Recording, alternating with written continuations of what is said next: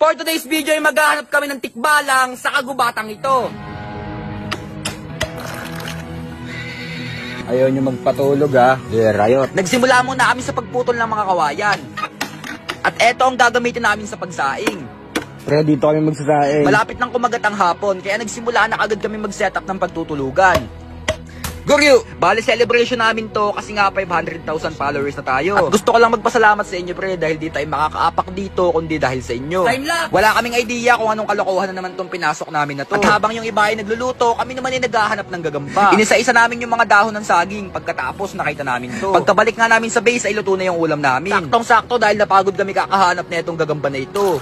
Pagkatapos namin kumain, dumiretso na kami sa ilog. Bale, etong ilog na to, dito na mamaya kami kukuha ng ulam. Wala pa kasi kaming plano sa mga susunod naming gagawin. At dahil stage 1 pa lang ito, kailangan namin mag-ipon ng lakas para mamaya. Dahil pagkagat ng gabi, dito na papasok yung stage 2.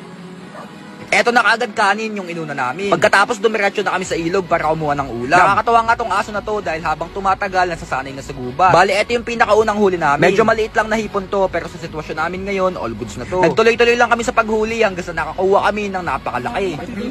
Bale, mas malaki to pre doon sa mga nakuha namin noon. Di ko lang talaga sigurado kung anong tawag dito sa hipon na to. May sipit kasi tong hipon na to, di kagaya ng mga sugpo. Maya-maya lang ay nakarating na kami dito sa matandang tulay. At sabi sa amin ni Mang Ben, panahon pa daw ito ng mga hapon. Ito yung pinakamatandang tulay dito, pre.